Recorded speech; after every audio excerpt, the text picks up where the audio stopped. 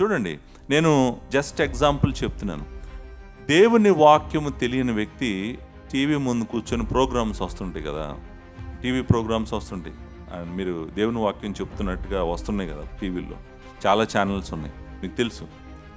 అసలు ఆ టీవీలో అతను చెప్తుంది నిజమో అబద్ధమో కూర్చొని వింటున్న వ్యక్తికి జీసస్ క్రైస్ట్ తెలియకపోతే తెలియదు. అంతా దేవుని వాక్యమే అనుకుంటాడు. కేకలేసినా, అల్లరి చేసినా, ఎగిరినా, గొడవ చేసినా, ఏం చేసినా కూడా అంతా కూడా దేవుని వాక్యమే అనుకుంటారు.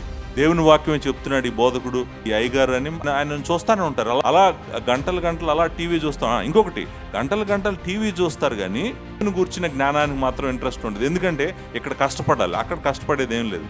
ఆన్ చేస్తే మ్యాక్సిమం కరెంట్ బిల్లే కదా పోయేది, ఏం పోతుంది. జస్ట్ చూస్తూ ఉంటే ఆయన చెప్తూ ఉంటాడు, ఆయన అద్భుతాలు చేస్తుంటాడు, ఎగురుతుంటాడు. అసలు నాకు అర్థమవుతుంది ఏంటంటే, ఎవరికైతే దేవుడు గూర్చిన జ్ఞానం ఉండదో వాళ్ళు అసలు ఎదురుగా ఎవరున్నారో, ఏం మాట్లాడుతున్నారు, ఏం చెప్తున్నారు, ఎందుకు చెప్తున్నారు వాళ్ళకి తెలియదు. జస్ట్ అంతా తీసుకుంటారు లోపల. పీటర్ ఏం చెప్తున్నాడంటే, నీకు జీసస్ క్రైస్ట్ గురించిన జ్ఞానం నీకు వచ్చిన రోజు నువ్వు అబద్ధ బోధకుల చేతుల్లో పడవు.